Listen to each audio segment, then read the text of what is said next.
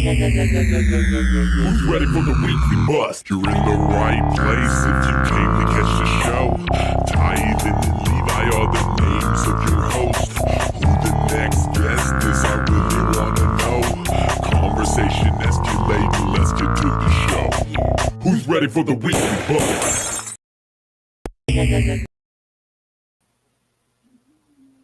Yo, welcome to the Weekly Bus. This is season 6. We are coming back, and we're being joined by a special guest straight out of Montana, man. They're repping a hip-hop scene.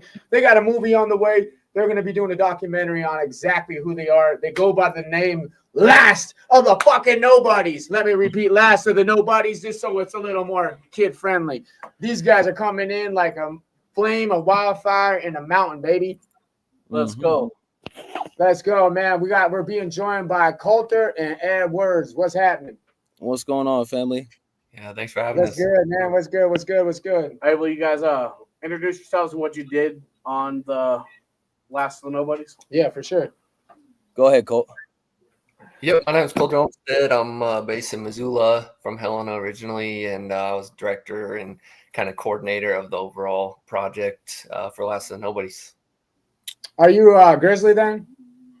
No, man, I'm a cat. I graduated at MSU. That's crazy. Isn't that blasphemy? Gold over here. That blue and gold strong with me here.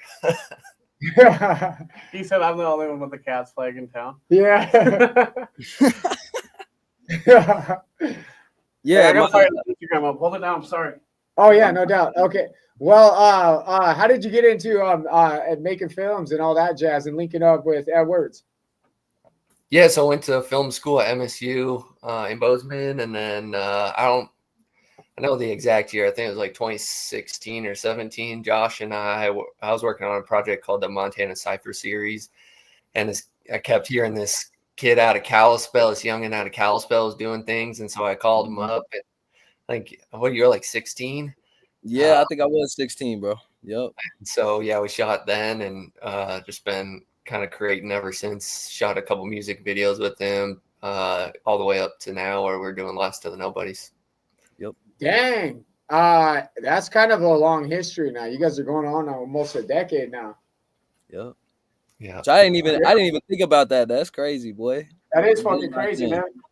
That is a lot of craziness because in a decade, a lot of things change and a lot of things can remove people and everything. So it's cool to see a lasting relationship made out of business, bro. I mean, just a business relationship for 10 years is crazy. Absolutely. Being able to and continue to be creative in that whole time. You know what I mean? For sure, dude. Actually, dude, 10 years and going and being creative. Well done, boys. Yeah, no, I feel like, man, you move with integrity, man. You're in sync with what you guys are trying to do. You get all that shit out the way. I mean, me and him had a 3-hour Zoom meeting this morning talking about all this, and it's just like we can all get on the same page from the rip and get all the bullshit out the way from the beginning, then we can go. And I think that's a key component to lasting longevity relationships that are prosperous. I'm right there with you. Me and Ty are rolling on. Well, I mean, we've known each other my whole life, right? But as business partners, 5.5, almost 6 years now, right? Yeah. 5 more months till 6 years, which is kind of nuts, honestly. You know, I think it's, they say it's a roller coaster ride. You know what I mean? The thrill is all there. There, you got your ups and downs, and boy, if that isn't right, man. And add the loops in there, bro, because that's for real. Right when you think you're going up, then you're upside down, and then you're coming back down and up. Yeah, people do come man. Some people will change, man. Like, especially over the course of a decade, man. Like, if you get into this, I got into music and chasing music when I was 15 years old, and a lot of the people I was running with then, I'm not running with now. Some of them I am, and people do change over time, man. And you still just like wish the best for everybody, man. It's not like harsh or hate. It's just like you grow apart sometimes, and that's part of it too. But you got to be thankful for the ones that's like, damn, we really have been in alignment for this long on what we're trying to accomplish and been able to maintain healthy relationships and see each other win. That's God's blessings, bro. Exactly, because it's either a blessing or a lesson, bro. Hey, man, when you have a crew as big as yours and you guys are all talking the same shit, though, you can't lose. Yep. You know what I'm saying? Like, when you get a crew, like just a group of people that are all like-minded, want something done, and actually motivated to get something done, you can't. I mean, that's a recipe for winning, bro. Yeah. You're going to have a loss or two, but your numbers make up. You know what I mean? You can have a lot of wins in there too, dude. Mm-hmm. You know, and that's the reality of it. So when, like, if you guys were paying attention, if whoever watches this episode later, you'll see when we drop the intro and that song and everything, that quick flash, you'll see a big group of people in there in that picture, man. That's what the last of the Nobodies. Can you give us a detail of what this crew consists of? Go ahead, Colt. Yeah, so I think it ended up being 24 artists. Some of those people in that picture are the video team. But essentially, we got 24 artists and producers from around the state, people that we thought could all come together with no ego and the one mission of uplifting Montana music and trying to just, express and heighten our voice here because, we're often overlooked in Montana. It's the last genre of music you probably think that gets made here, but there are a lot of talented people here. It's really, I'll let Josh take a stab at what his perspective of it was, but it was really just like the camaraderie and community building that really was the base of this first project on why we chose certain artists to be a part of it. And I wish we could add more, but it was literally the limit of the space we had. Yeah, I think that's one thing. Like, just to clarify, the doc was done with the intention of doing lots of docs and lots of future projects, because essentially the like ground level of what the doc is and the story is that for 10 days in a remote area of Montana, a group of Montana artists are going to head out to that area, and we're going to create studios, and we're going to create an album, and we're going to film the entire process of what that is, from cooking the music, cooking the beats, connecting with each other, pushing each other, and making this album, right? But it's not necessarily like all 24 artists that are on this first doc are going to be the same ones that are on the second one. The goal is to honestly just bring more talented people into this setting to create music, push yourself creatively around other people that are refined in this craft, and just kind of come together, make some noise, Okay. Bring some light to what everybody's on. So it's not like a set 24, this is the band. Last of the Nobodies is a project to just try and bring attention to artists in this area and make some fucking fire ass music. So I got a question then. Is there going to be like, leaders of the house, almost like an Ultimate Fighter type deal? Because or like Eddwords, are you going to go to the production side since you were on the artist side last time, or like, how's that going to work for you? And I could take it. I'll take it, Colt. But Colt and Shadow, like we just went over this morning, which is crazy. But like, we talked about this 5 years ago, this idea, and the raw idea was exactly what I said. Let's get a cabin in the woods. Let's showcase the beauty of Montana. It'll be unique because it's who we are, and a lot of people ain't seen that. And let's make an album with a bunch of artists and film it and make a doc, right? Some time goes by, and then for Shadow, which wish he could be here, and co-producer of the film, Shadow and Colt came to me and they're like, man, I'm pressing the gas on this shit. I believe in the idea. We have everything we need to do it. Let's do it. And then, I just kind of came on as at first, like, all right, well, I got the studio. I definitely I can audio engineer. I can produce. I can rap. However you guys need me, like, put me in play. I'll do it. And then as it kind of just progressed, I think I became more onto the production side, and now, am on the production side of this and planning for the second one. So that's kind of the natural progression of how I got to where I am with it now. Okay. But you know that Josh isn't gonna go to this second production and not make any music. Oh Yeah, yeah, right. I don't know if that's the case. Yeah. So on the second one, I still plan to like record artists, but at the same time get on songs. But at the same time, like, there's a clarity of why everyone's there, and it's really a moment of uplift. Like, you want everyone here to be pushed creatively. You want people to make dope music. And the ultimate goal here is to make a fire ass project that represents where we from. It's not an individual, like, I'm here to show my ass and show I'm that guy. I'm not on that. Like, whatever's best for the project, if I'm best suited in the seat, recording, vocal coaching, whatever it is, I'll play that role. It is what it is. What up, Glacier DJ? I see you, boy. Fire, man. Love that. I love to actually see somebody that's willing to play the position. You know what I mean? Because sometimes it's tough to play a different role. I mean, a lot of people aren't even equipped to do that.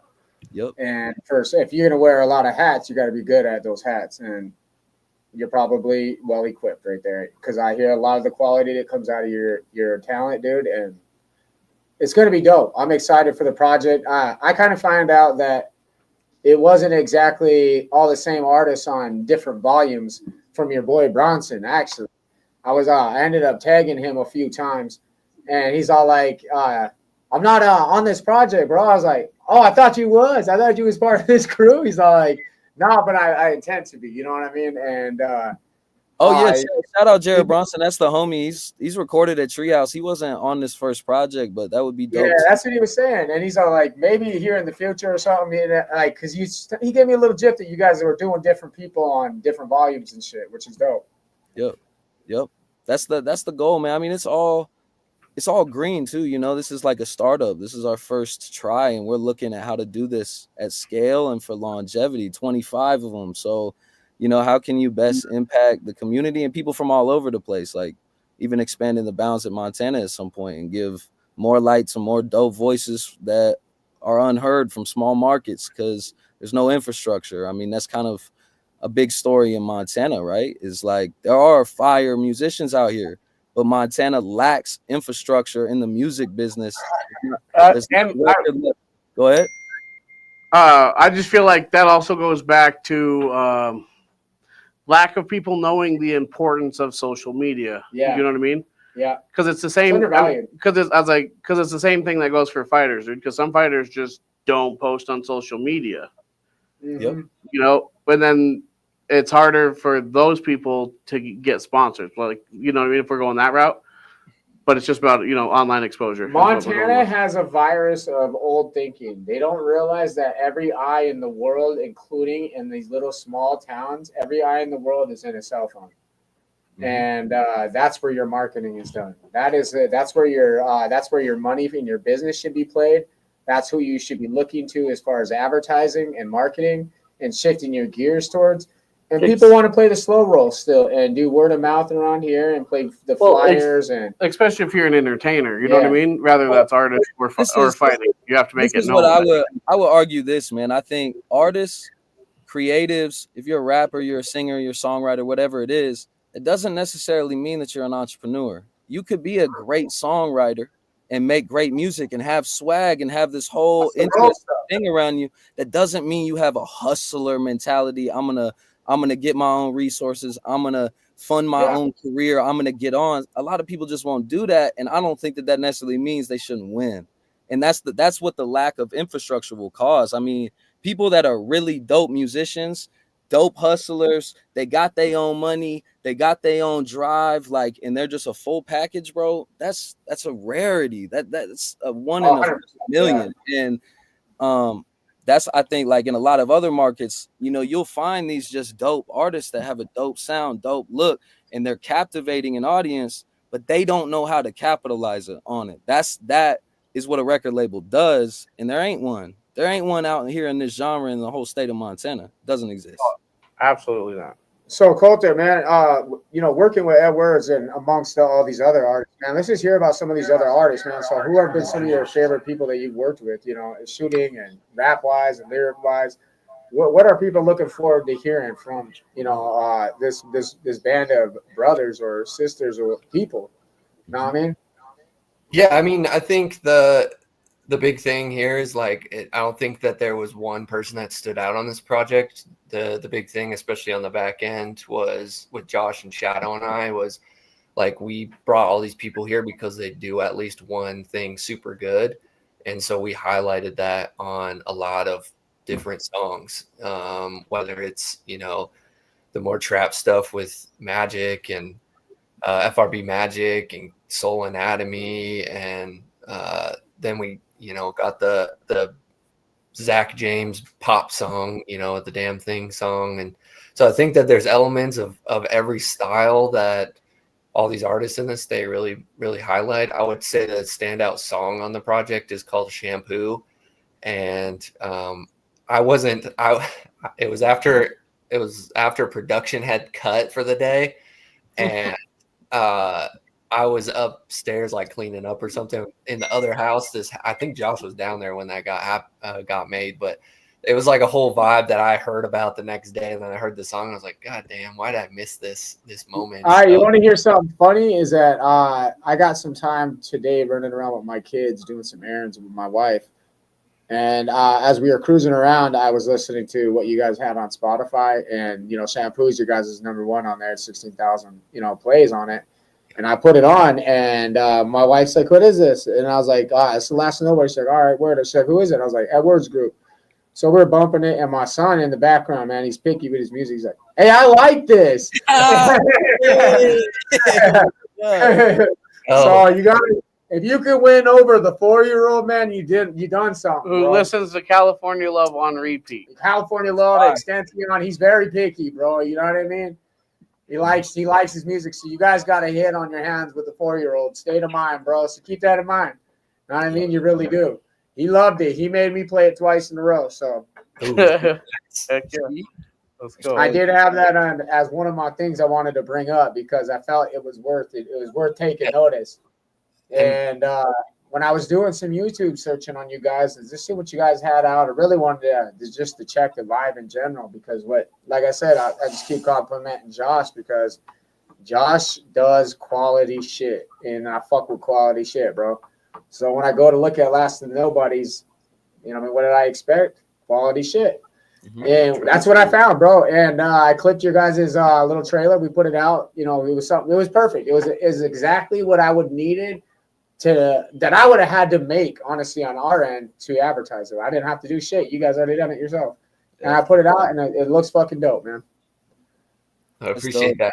Yeah, and that's, I think, like a Josh. I'm just trying to control the comments, boys. A little bit. Good. Sorry. Go ahead. Josh and I, his mindset was, get everything ready so that when these moments like this come, we can just send the link over and then make it easy for everyone.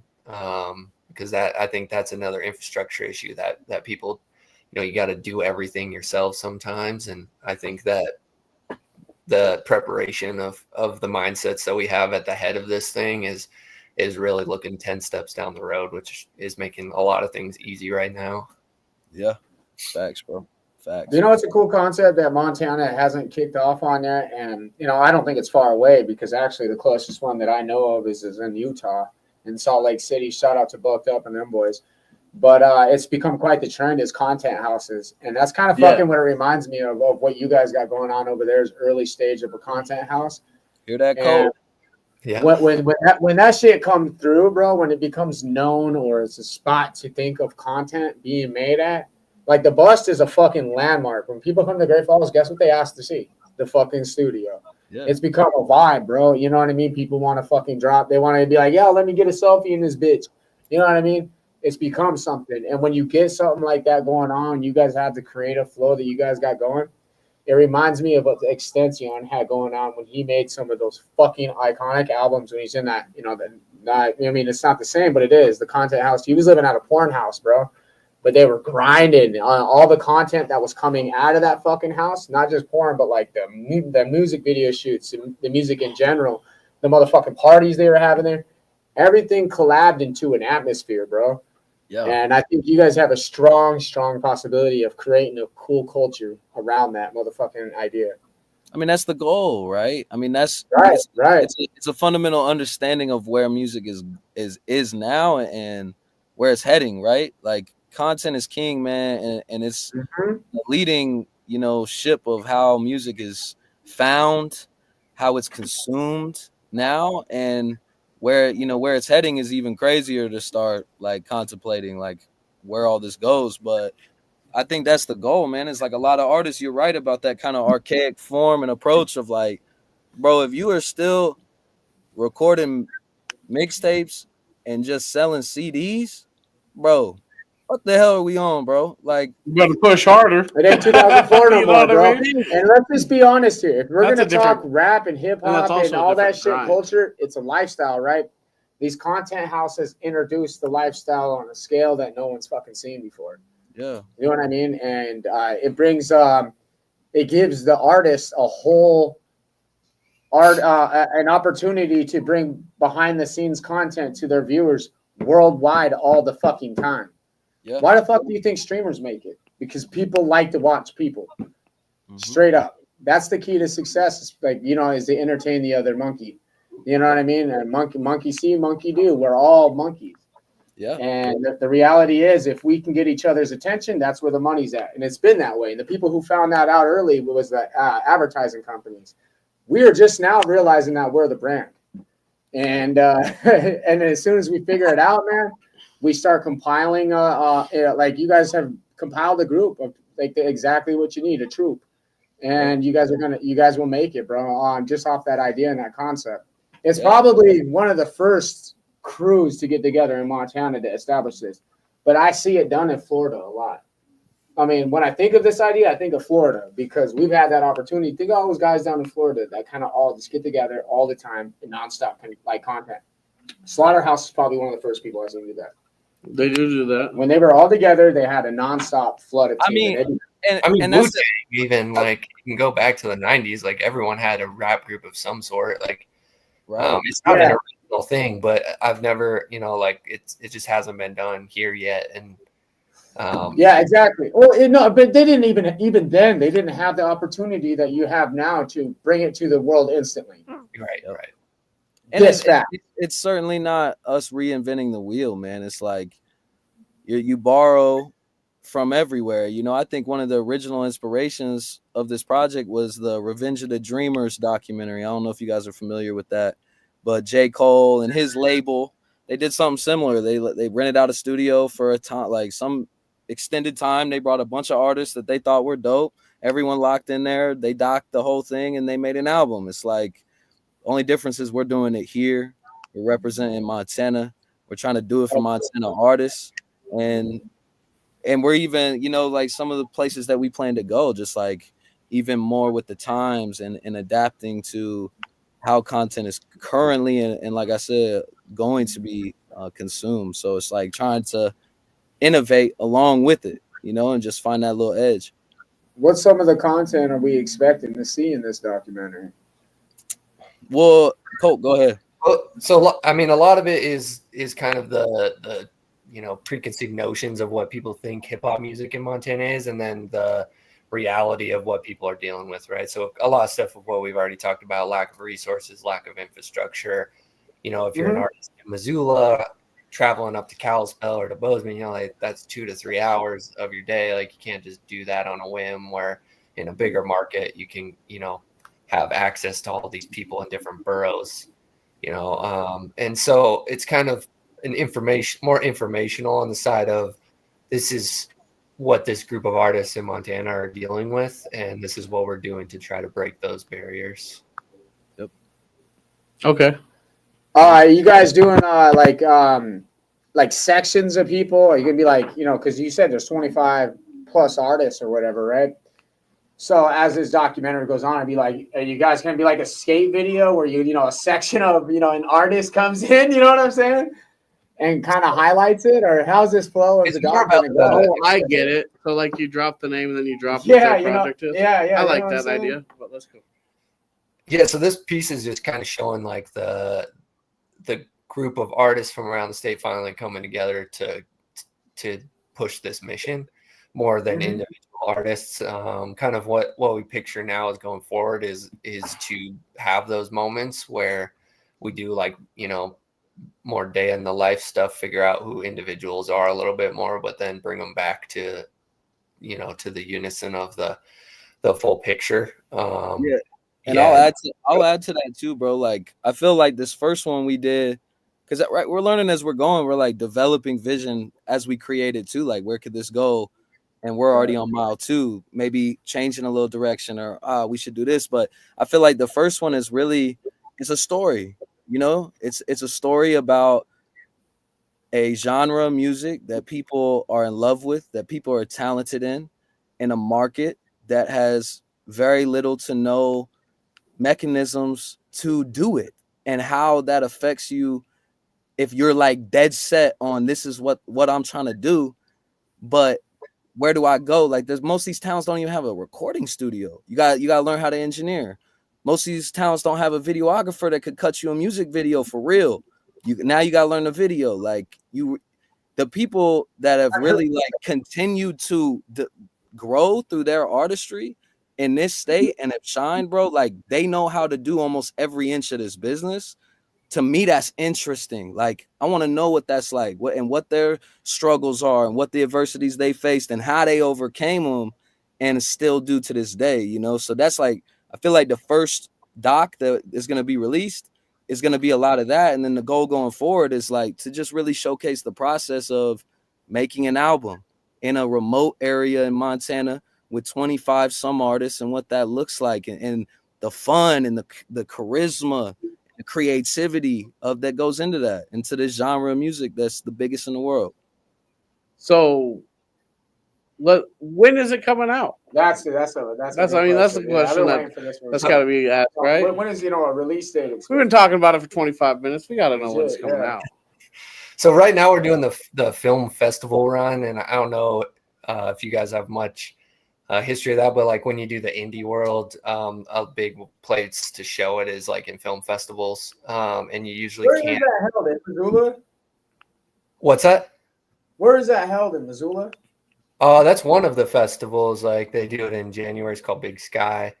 But we just played in Italy, which got into one in France. You're about international films. Sick as fuck, bro. Like festivals all around the country and that's badass. Bro. That is badass. So we're doing that. Won any awards yet? Like pitching or anything like that? Yeah, we've won 3 or 4 awards so far, which has been pretty cool. Love that. I love to hear that.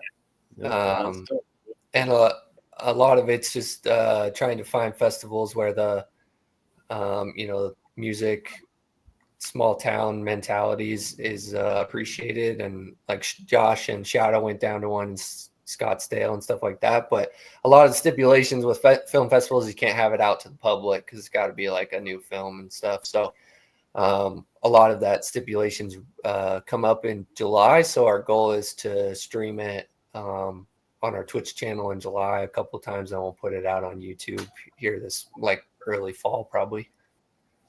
Oh crap! So we're a couple months out yet still. Okay. Probably sometime in August. Like I guess the 1 year anniversary of the album is in August, and so we thought that was kind of a good time to release it, because then we can have all the stuff put, hopefully in place to keep it going with the second round and stuff like that. And that's probably an important thing to note too. The album that was made in this first doc is out right now. There's even a deluxe version of it under the name Last of the Nobodies is the artist name. So you can access the music. Just the film itself is not released yet. Yep. Oh, see, and that's what you were listening to. Yeah. Okay.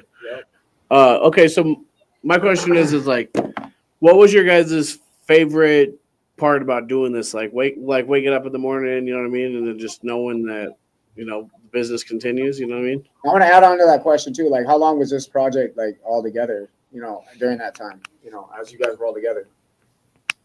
Yeah, so the actual production was 10 days of being up on. We were in Finley Point on Flathead Lake at an Airbnb for 10 days was the full production. But start to finish, like album coming out, album release, I think it's been 2 years of calendar date. But my favorite part, I don't know, like I really just like being around. There was just so much creative happening. Seeing the film, but like we were in a small area. It had 2 houses, but it was very small. There was really only 2 recording areas, so there was a lot of like mixed instrumentation happening in all the rooms, while 2 places were just like hectic recording areas. I would say also just like getting up in the morning, going down to the lake, jumping in September where it's a little bit brisk, and then coming back and be like, all right, let's fucking go, Let's go. Yeah. Where's everybody? He just comes out to water ready. Fuck. Is this mostly Flathead artists and Missoula artists, or like where is everybody from? Yeah, what's the farthest stretch somebody had to do? Yeah. I would say there's a guy from Lewistown. Mellow Mike, and then we have Bozeman. We had a couple Great Falls artists, Helena, Missoula, and then all the way up to through Kalispell. Yep. So Well, let's go. it was definitely a little less like full state, as we kind of had to minimize it just because of expenses and stuff, getting people there. So definitely favored a little bit Western Montana, but Hey, I just threw a picture up of Yeah. some of the Can whole you name off group. some of these people up here? yeah, I'll just go left to right real quick. We got Young Signal, Rude Max, Young Vin, Dust to Dust, Clayro, Fishboy, Dram, Alaire, Foreshadow, Michael Madeline, Tyler Smith, Farch, Mellow Mike, Renault, Hemingway, Eddwords, Sugar Colt, FRB Magic, Benny Boomaye, Lil Kimchi, Zach James, Sherbert. I think that's everyone. Gang, bro. Gang. Good. Let's go. And bro, I'll punch in too, man, because you know, like our mission statement with this is for real to like uplift artists, try and make waves in people's careers, right? And I'll say it from an artist. Like I was an engineer and obviously on the production side a little bit on this, but when I was there, I was an artist. And for 10 days, you're at a remote location in the most beautiful fucking place on earth, doing nothing but the thing that you love to do. Let's go. Where was it? Music. Montana, baby. Let's Finley go. Point, let's go. And for the people who don't know, it's dope because it really is like a once in a lifetime experience. Like to be fully engulfed, the phone, like bro, I didn't even look at my phone. I'm locked in on these beats. I'm locked in with these artists. Like we got a mission at hand and we're living it. I mean, for 12, 14 hours a day. And then you falling out with the homies at the end of the night, just like chopping up, listening to music, connecting on this thing. Cause you know, this is a spread out market. Like all the people inside the state that do this genre of music is a small amount of people. And then that makes you feel like an island sometimes, you know, like you might be one of the only people in your market that could even relate to the shit that you're going through. And now you're in a house with 10 or 25 people that are all like really good at this thing and have been through all the shit. And you got 16-year-old Jobo who's from the res, who came up rugged, and you giving him game on like, bro, this is like it's impactful, bro. So for me, like just being able to be a part of all of that process of just making music and connecting, like you don't get to do that often at all. And I've honestly never done it before. Like that was the first in its full capacity experience like that. That is incredible, dude. Just getting a, wake up vibe. Yeah, like I can't imagine you guys, hip hop's competitive, bro, and you guys are all competitors. You guys like want to be dope and shit. So who freestyled the hardest? Who went the hardest, man? Y'all battle or what? What happened? It was more like there gotta be people, you know what I mean? It's like end of night, let's just listen to the next beat that's been made and like let's all vibe to it. Like that was the thing. Is just, I don't know, it's on the TV. Right there. Yeah. I don't know. There. Is that on your guys' side too? Yeah, I see your box. I was wondering what that was. Yeah. Yeah, it was like, what is that? Thailand got his own little TV right there. Yeah. That's that new shit, cuz. Yeah. That AI coding shit right there. Remember when he said he had that thing? I just seen it, man. It looked like I got a new little digital computer, cuz. Yeah, we do. Anyway, though, for real, let's go. Get into detail, man. Who got the bars, man? If you're the 50 Cent of this, man, as the man in the ship, or you were the Kanye, whatever you want to, play the role. And we're DJ Academic. Who was in there spitting bars? Because I love. There's a line by 50 Cent in 2004, man. He's like, Lloyd Banks, the best rapper in the group, bro. You know what I mean? And I love to hear a person that was the 50 Cent in 2004, man, was the man. You know what I mean? But him to say that Lloyd Banks was the rapper, on the grind. Do you guys have that opinion, or who shined the hardest to you guys? Let's just be real. Go ahead, Colt. Let's go, Colt. Throw all this on me. I'll take this shit. I'm not gonna say like favorite verse or anything, but my favorite song is probably Graveyard, and it's just like that, Pusha T nostalgia type beat, and a Sherbert beat that just. 5 artists go hard on it, and it's Josh, Jobo, Magic, Farch and Renault, like they all just go crazy bars. Berserk. Yeah. Wait, so nobody was like rapping around the campfire?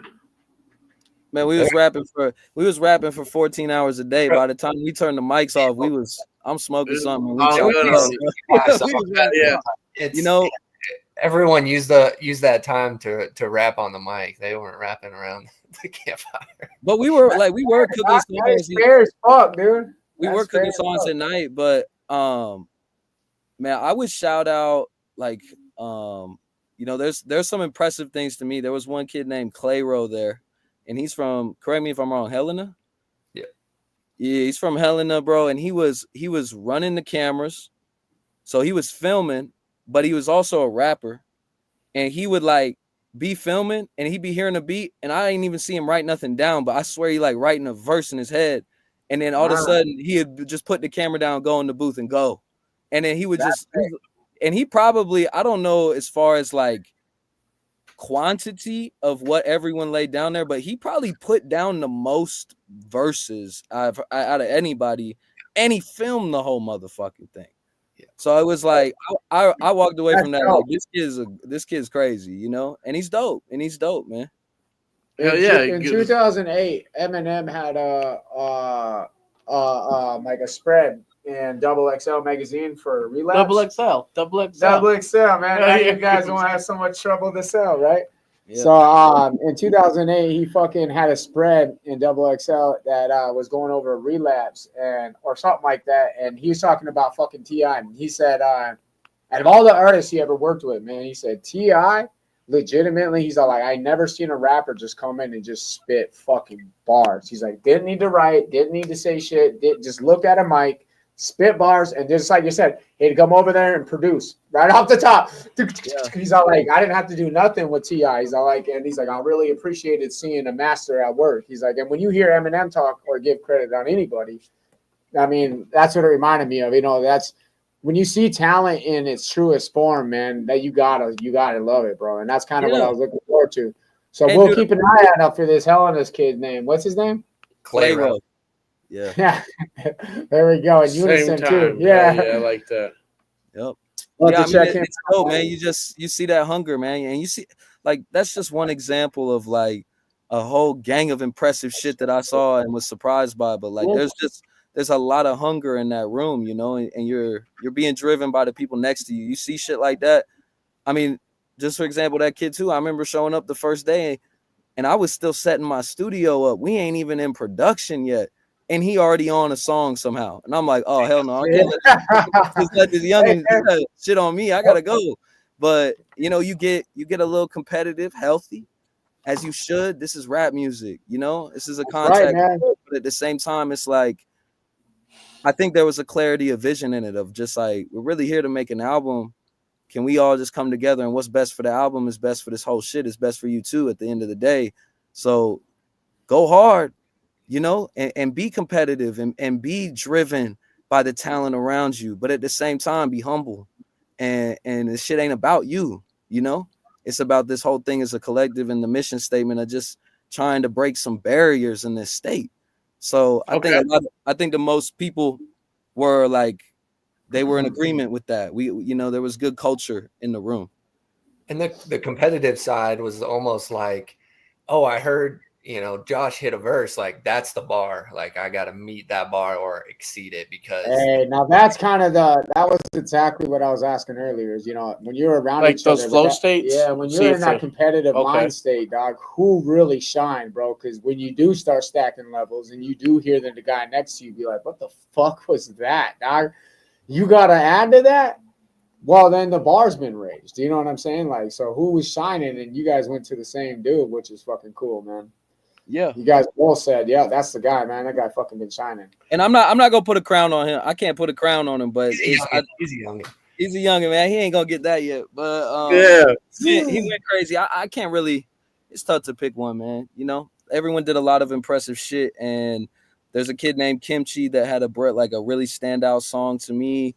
I think he from R. So that's the Flathead Res. FRB Magic showed his ass.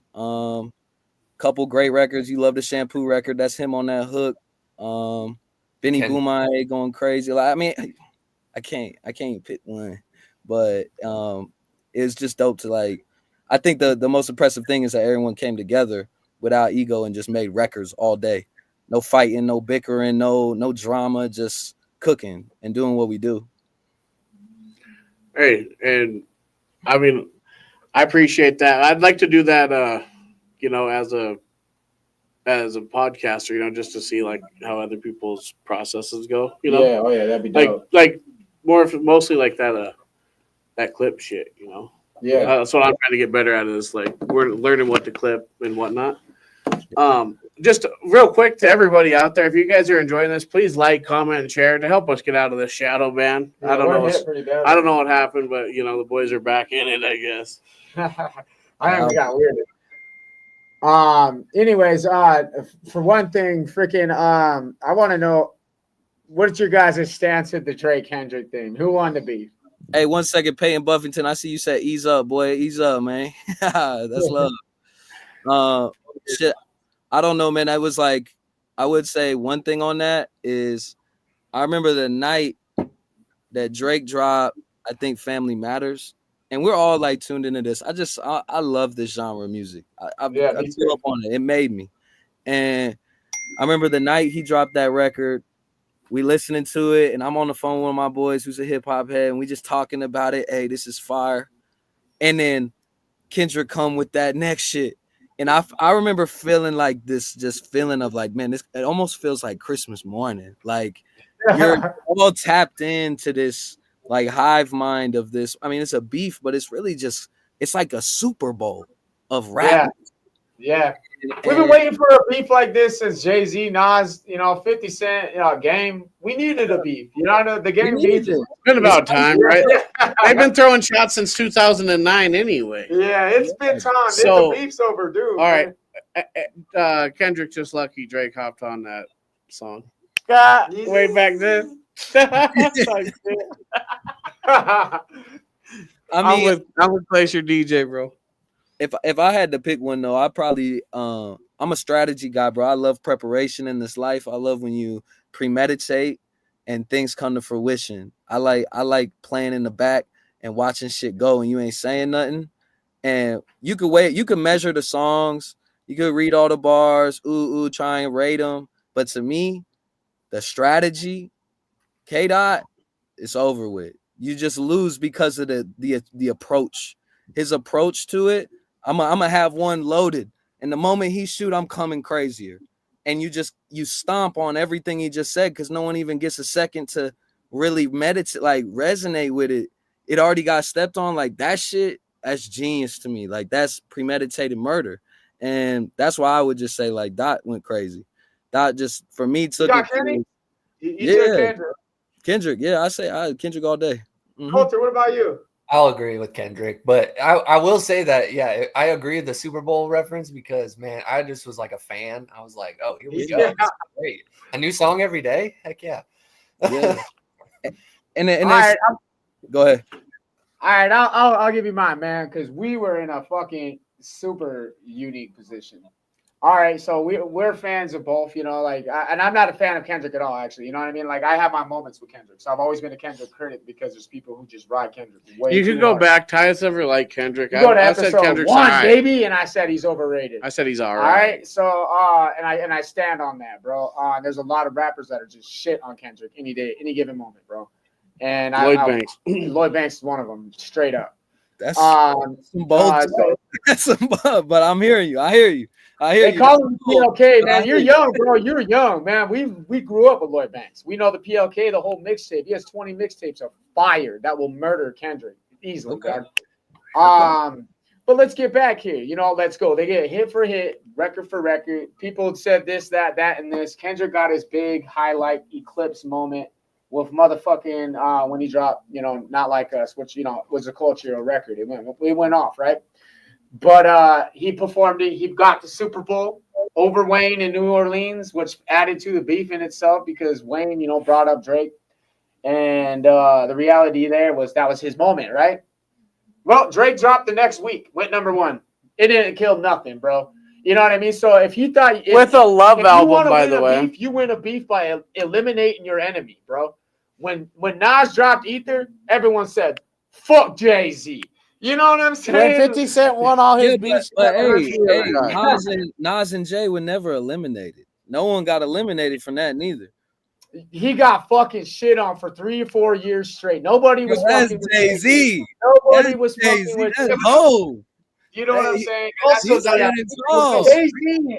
Jay-Z had to run to another genre and grab Leakin Park to go number 1, and that's not a joke. Shit. Let's talk beef. Now let's talk beef. Like, comment, share, subscribe. Let's go. Talk beef and let's talk rap history. I know my shit. Hey, Murdered him with Glacier, Ether. hey, You don't hear it. All right, for one, when you go to rap diss records, do you see any Jay-Z diss record topping Ether? No. That's my point, cuz. And here, let's go again. It doesn't even top no Vaseline. You want to talk death or strategy? Drake got the World Cup. That's 1.3 billion views, not 100 million with the Super Bowl. With a B. We're talking 10 times the audience that he's prepared for to dissing Kendrick. As Grant Cardone says. Coming up in about 6 months that he's getting ready to drop another hip-hop record without PND. He's going to murder Kendrick. You thought this was over? I think Drake was way smarter. And he's a mastermind genius. He has a crew that's really strong with OVO that really no one's about. Like, no one knows OVO's talent yet because he's kept him in the back. But those guys are loaded, bro. And I mean, they're both incredible, man. They're both like that top. That's what makes it fun, though. That's teams. what makes it amazing. Yeah, we're gonna have another round of this incredible beef, and we'll see who shoots it out to the finest. You know, I think. And as far as lyrics, everyone thought Drake was a hit maker, which he very much is, right? But dude, you look at push-ups, you look at Family Matters and all that.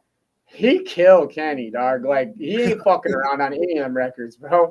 You know, he wasn't joking. He did it. One was like, what, 7 minutes long? He was like, I'm just gonna fucking rip on you, dude, for 7 fucking minutes straight, dude. Yeah, and he did it in a structured ass way. A fire ass record, bro. That's a fire ass record, and I went back to it and listened to it for sure.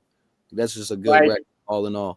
Yeah, you like, and you're not hearing Kendrick be, and you're like I said, let's put it into a unique position. Ready? We were in LA the day that GNX dropped.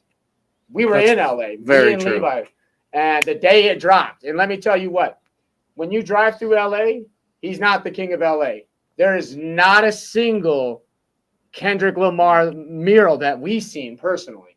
They're all Nipsey Hussle, Kobe Bryant, Tupac, but there ain't no Kenny out there. So anytime he's like, I run the West Side, no, you don't. Hey, LA is Nipsey Hussle. All I gotta say, and he's dead. All I gotta say is that Kendrick Lamar had one mural whacked out near his neighborhood, and he fucking made a whole song. The one mural he has whacked out, bro. That's what he writes a song about. And we went around all of LA. Is that true or not true? Very true. You can go back. You can go back and watch V Vlog.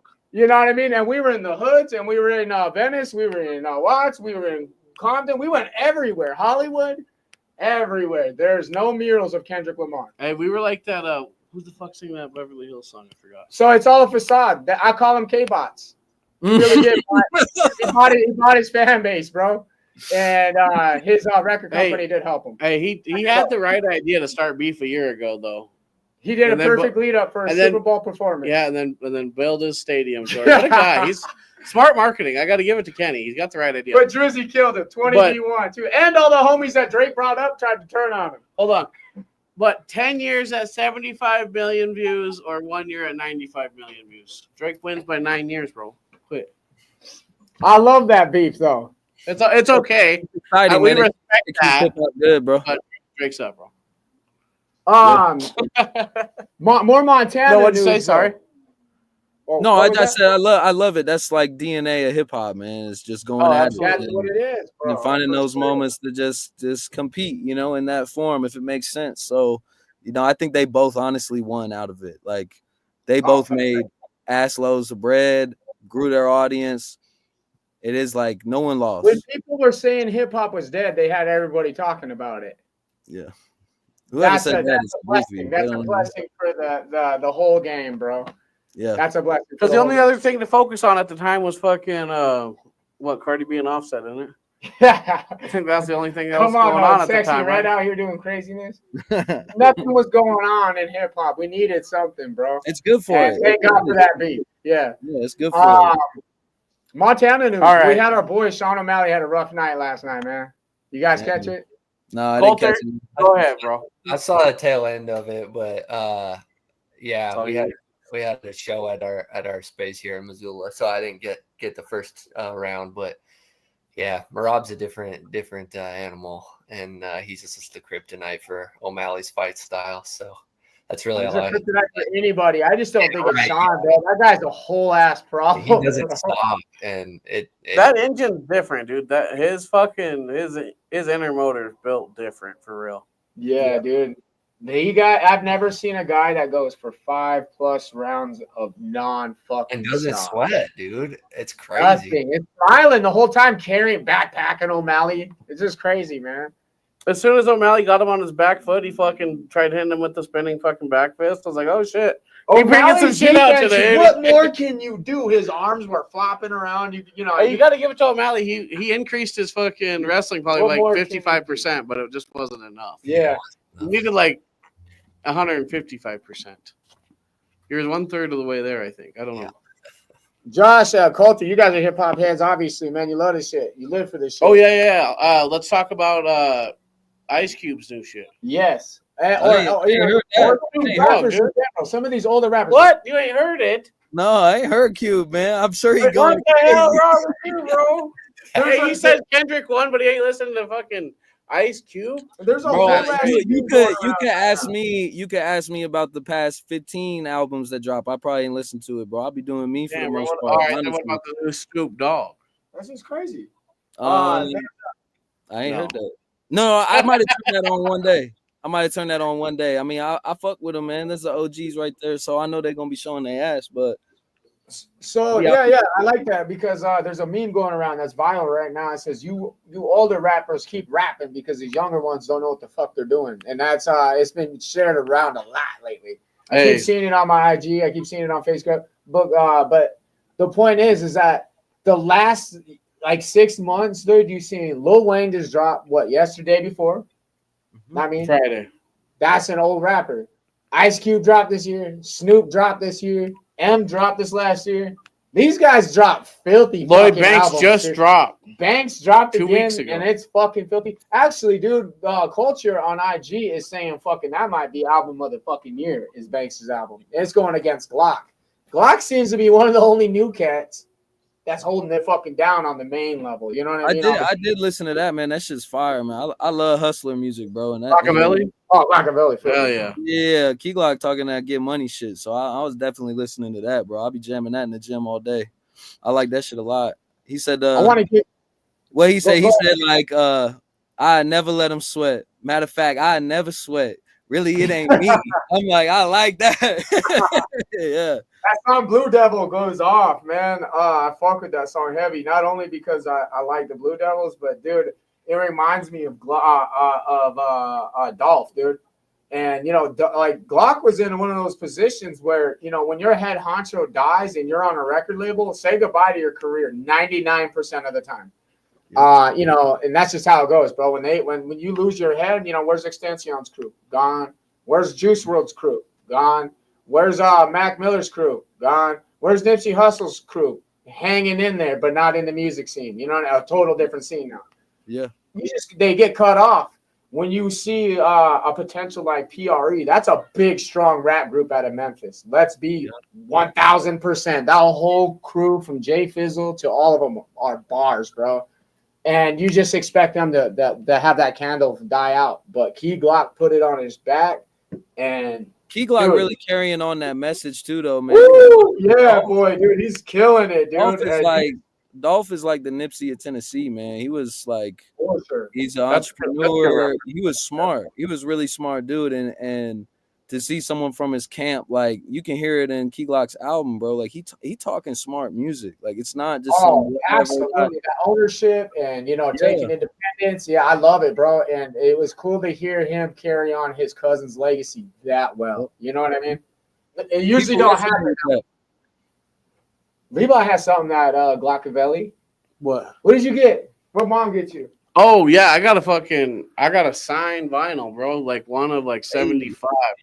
Yeah, no, it was sick. I opened it before I went on vacation.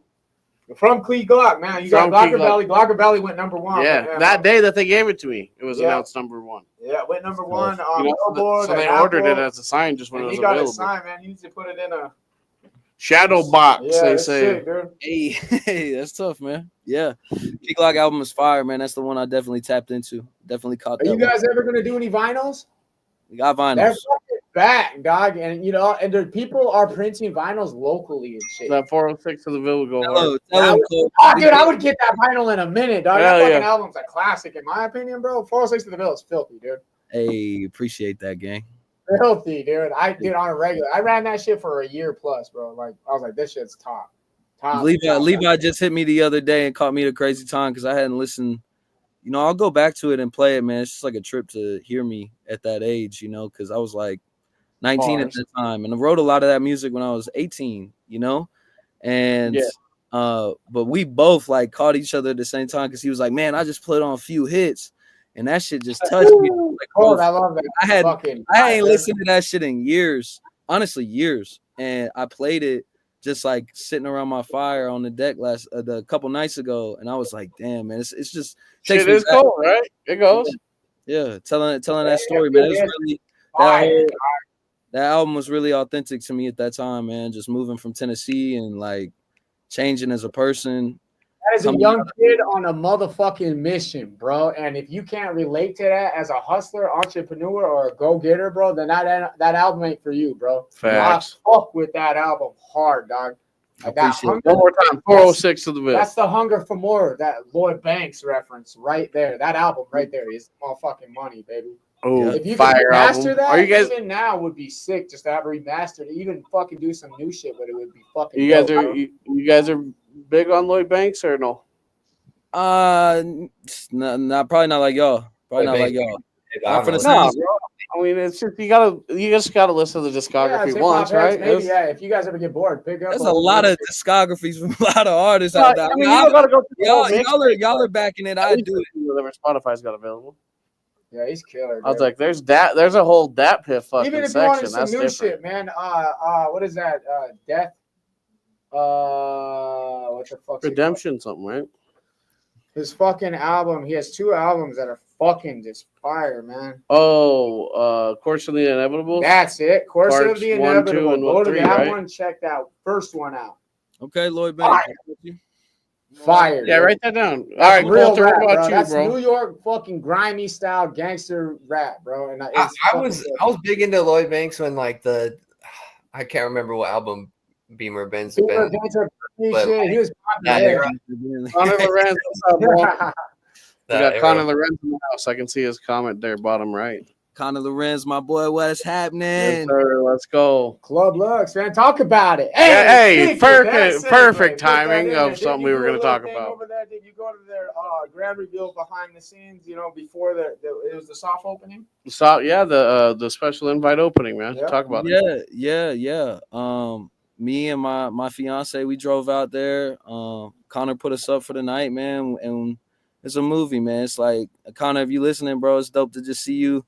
Yo, grind, man, known you a long time, and one of the standout like pioneers, Montana music. Like, he's right at the top, bro, of driving this shit forward. The same mission statement that we're on with Last of the Nobodies, and just to see my boy like go from just the concerts, and doing these shows, and then going into other markets, and then bringing it all back home, because that's what it's all about, bro. You like that Nipsey shit? It's like, to bring it back home and to say like, yeah, I really believe in this. I want to continue to drive this shit forward, and I want to do it where I'm from.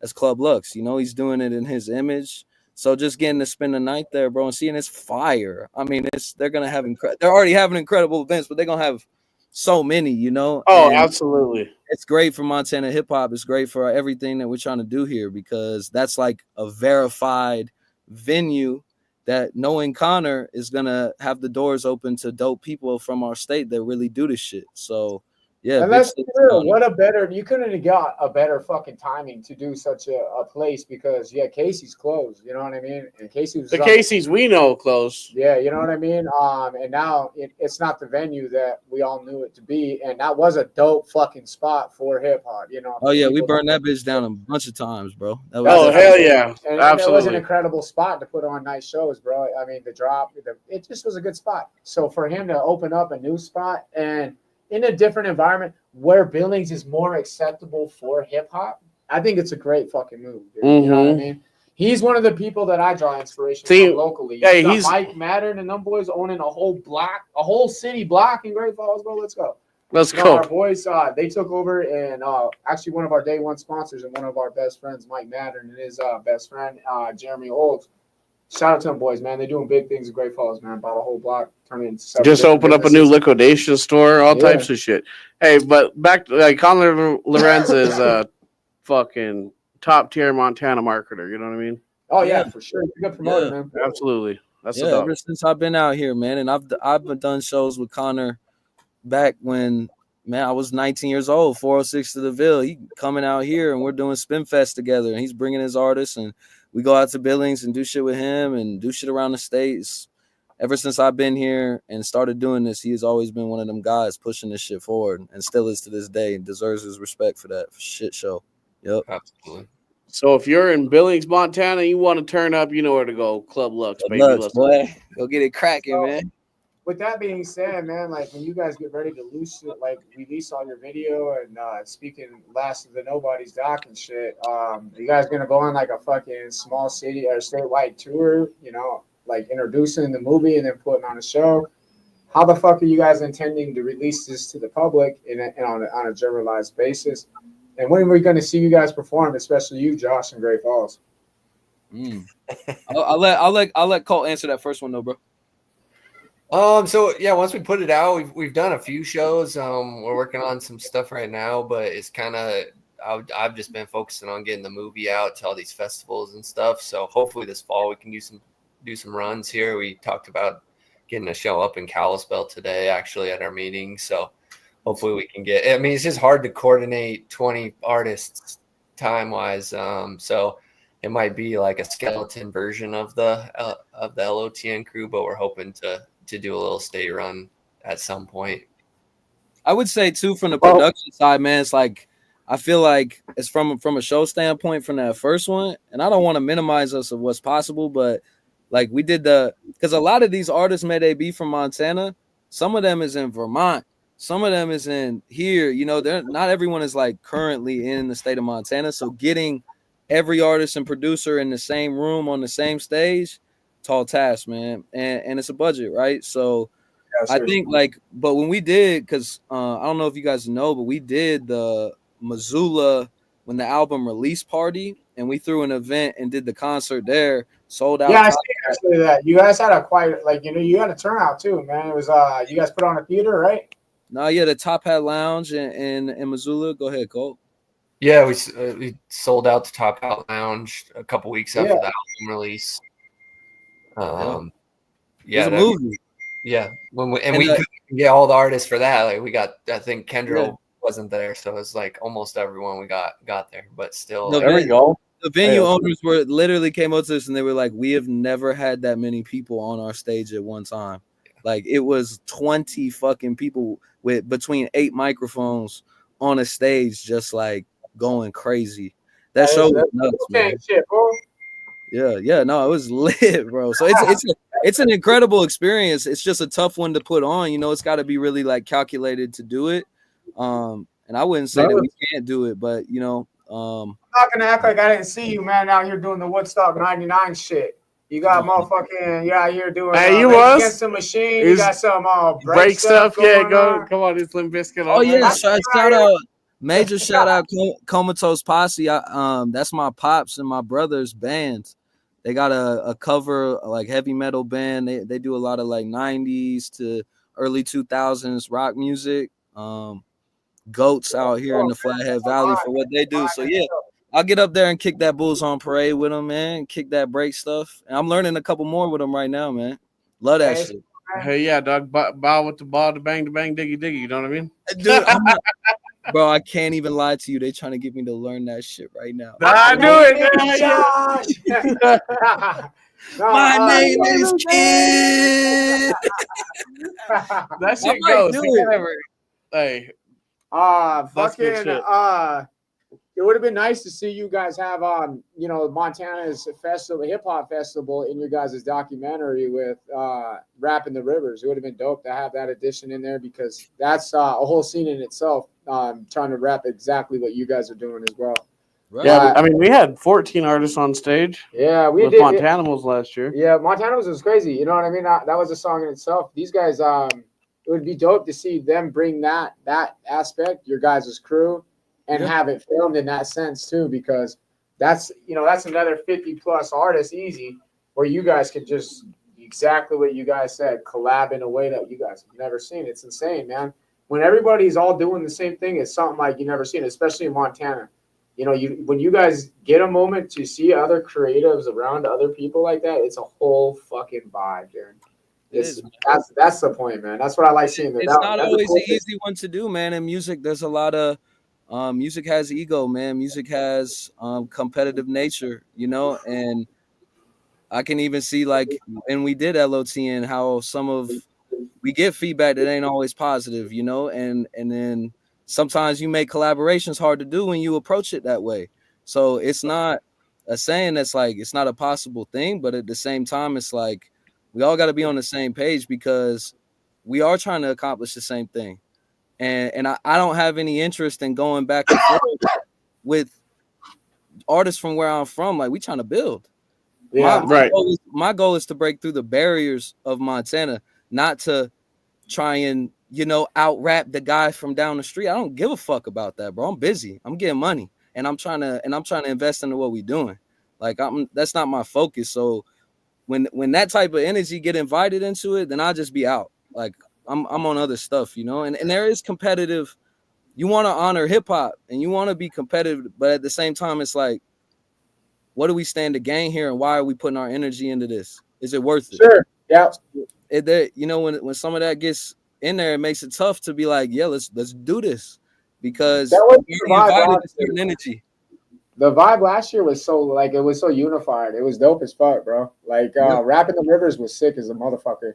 I think it was. I don't know that because Even Brother Ali loved it. Yeah, we weren't even there for the first one, but the second one was fucking dope, bro. I mean, the boys and ourselves, we have a good time. We bring the party. You know what I mean? And that's kind of how the vibe goes with the bus. Hell yeah. And Heck yeah. when we got the host part of the stages, I think the vibe fucking came with it, dude. Yeah, we were introducing Dizzy Wright and stuff, bro. Yeah, it was Mickey fucking- Avalon, bro. We were in there. I was already gonna say too, man, when we do LOTN too, man, a weekly bus feature, man. Y'all come out for a day, got the cameras, and we're dude, that would be a movie. And y'all pop You out let us interview know. artists for a day. We're That in the would be Flathead crazy. Valley. You let us know when and where, man. We set the date. We'll pop up, man. That's one thing about the buses. We pull up, bro. Yeah. That's one thing about us, man. That's great content. That's great content on all phases, man. We would love it, bro. Interview a bunch of, talk shit with a bunch of artists from out here, and then, I think you'll get even crazier shit, because I mean it's not just sitting in the studio making songs. People really vibing and being themselves, being charismatic, fucking with We each do other. movie festivals here at our local theater, big ass ones. We have award shows here, dude, for movies, indie films and shit. You guys should submit your film to Great Falls. I think it's done for Montana in general. I don't even know what it's called. I'll look into it, and you guys should do it, bro. Because if you guys are winning awards internationally, you might want to pick one up locally too. Yeah. And it brings you guys here, and it gives you an introduction to the events. They do a red carpet style here at the Civic Center, man, in the Mansfield Theater, and they make it special for these indie film guys. So it'd be a dope idea. Maybe you guys should look into it. And it brings your ass here, Josh. Yeah, we got to get that down packed, man. I need a Great Falls run. I'm gonna sit here and tell you right now, I've never even been to Great Falls, bro. No, that's blasphemy. That is terrible. I need the grand opening, man. I need the tour, man. Y'all got to take me through y'all side, bro. Hey, man, we're like the Watts of Montana. Or the You know, like that's what people relate to us. You know, but you know, we're trying to change that aspect. You know, we brought a lot of dope artists here. You know what I mean? People end up.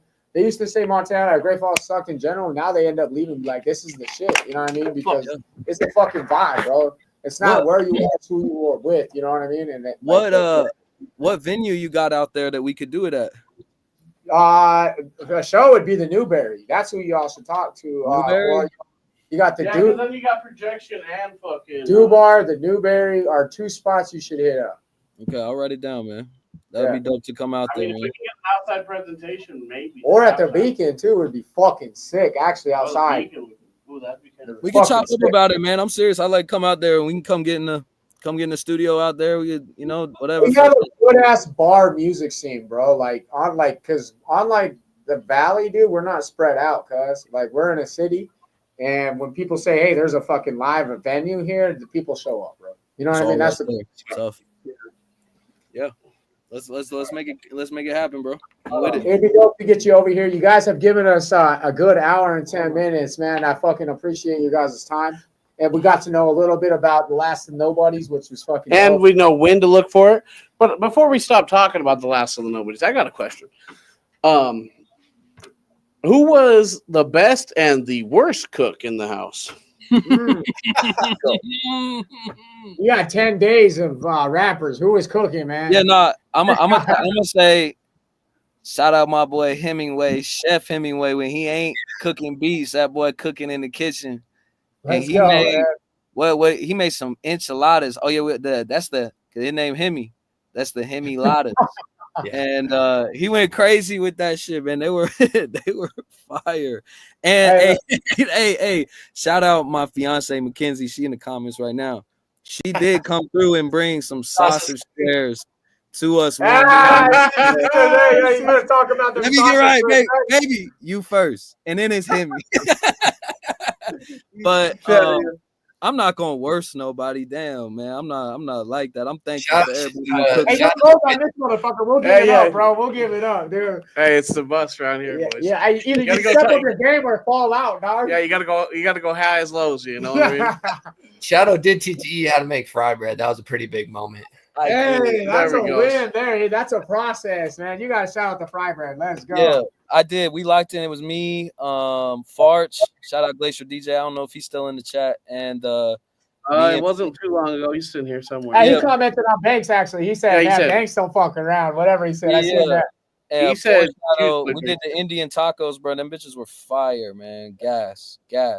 I was a little gassy after, but they was gas too, man. Hey, those are just compliments to the chef, baby. Damn, Kai James, that's my boy out there on the res, man. What up? Hey, drop that Last of the Nobodies album cover on here, that volume 1, so these guys can get a look at what they're looking for. That type, dude. Yeah, let's give them that type right there. That type. There it is, man. So Last of the Nobodies, Volume 1 extended. Go check them out. It's on Spotify. You can get it on YouTube, innit? Yes, everywhere, brother. Everywhere. All right, there we go, man. It's out everywhere on Spotify, Apple. Fuck, check it out, man. These guys are shit. They're just making waves in the music scene. Like I've been preaching from the moment we started this fucking episode. Quality, man. Quality shit. And let's go. I fuck with quality rap, man, and I fuck with quality everything. If I want it, I want it good, baby. I want it period. So, and you guys put out period quality music, and your visuals are just as good to compliment. So, shout out to the both of you. Shout out to you guys' 24-man crew, Wu-Tang in style.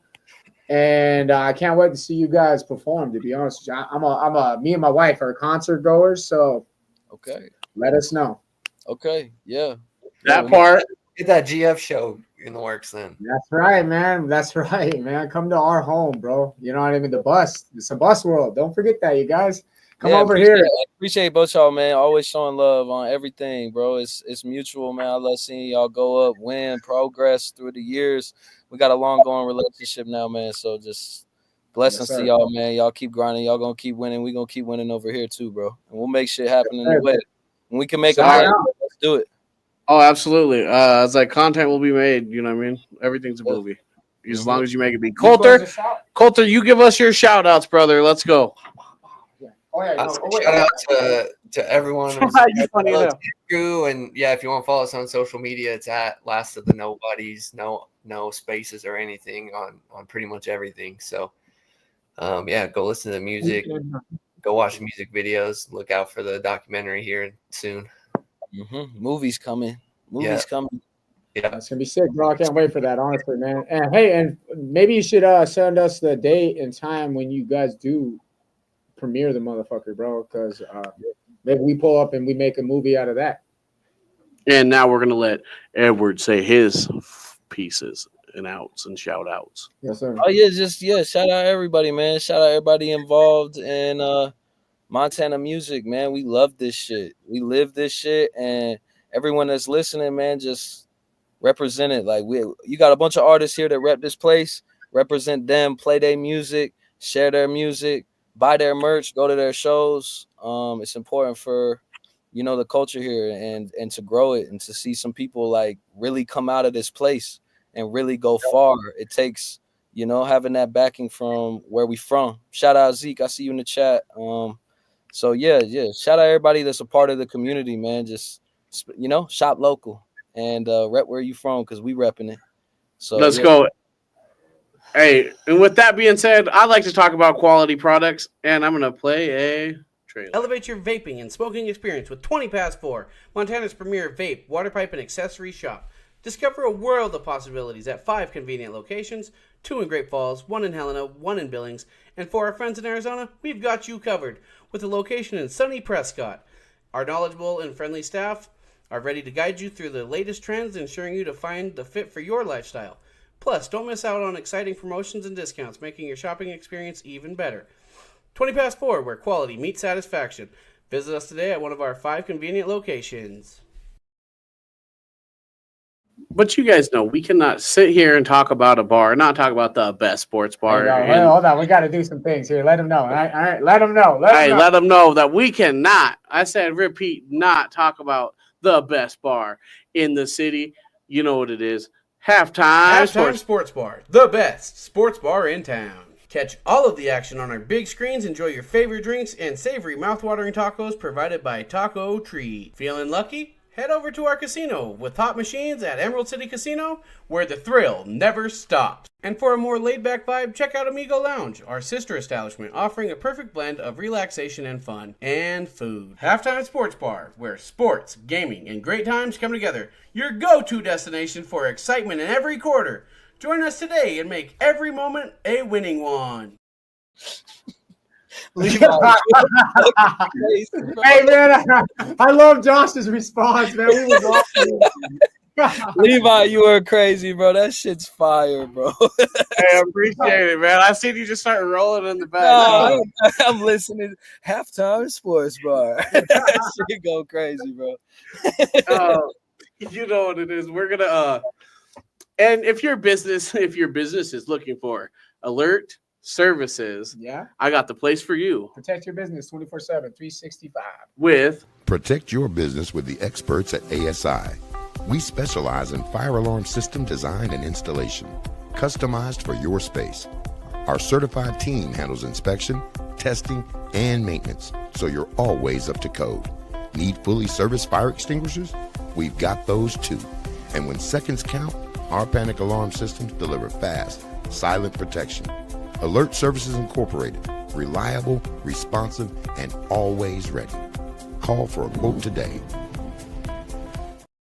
All right, last one. No. All right, we got one more, and then I got one more question for you guys. One more, and then one more question. We'll bring your ass out. We got one more. Sorry, guys. Shout out to my brothers over here at Sing Contracting. My boys, let's go, Tashi. Let's go. You are my sunshine, my only sunshine. You make me happy when skies are gray. You'll never know, dear, how much I love you. Please don't take my sunshine away. All right, boys. For the final time tonight, give us a shout out, release date, name of the album, social handle, and just Wins Volume 2 and coming Wins out, Volume 2 all that shit. getting started. Yeah, so Last of the Cool. Nobodies can be found anywhere that music is listened to. Last of the Nobodies, and then on social media, all one word, Last of the Nobodies. Streaming sometime in July. We don't have a definitive date yet, but if you check out Twitch at Last of the Nobodies, you can see the updates there. And Last of the Nobodies 2 is TBD, but we're working on it right now to That's start. exciting. So And I will That's say, man, exciting knowing more about the project. To be Last honest of with the you, Nobodies too. I want to say this too. It's important. It is going to be an opportunity. Like we said, it's not going to be the same 23, 24 artists. It's going to be a new opportunity for our community and people from even beyond our community to come out here and be a part of this reach out project. to MOB. They fit you guys' vibe, and it would fucking be dope, I think. We're You know what I gonna mean? have a system in place for where people can potentially submit. We're working. I don't want to say too much about how that process is going to be, but it's going to be open to more artists and more opportunities for people to come be a part of that project and make a new album and go live in the woods for 10 days and do what you love to do. So That's fire, bro. That's fire. Yeah. That sounds incredible. Yeah. So yeah. And honestly, dude, Volume 2 sounds more fun to me because I know more about you guys. Yeah. So now I'm more excited for the project, and I'm looking forward to Volume 2. Yep. And everybody in the comments and the viewing, please like, comment, share this, and we're gonna let these guys go. Thank you, fellas. Yeah. Thank you, That guys. was a great episode. Stay on this, and when we end it, and then we'll just say goodbye to you guys out there. Okay, yeah, I'll stay on. Yeah. All right, hell yeah. One time. Who's ready for the weekly bust? You're in the right place if you came to catch the show. Tithe and Levi are the names of your host. Who the next guest is, I really wanna know. Conversation escalating, let's get to the show. Who's ready for the weekly bust?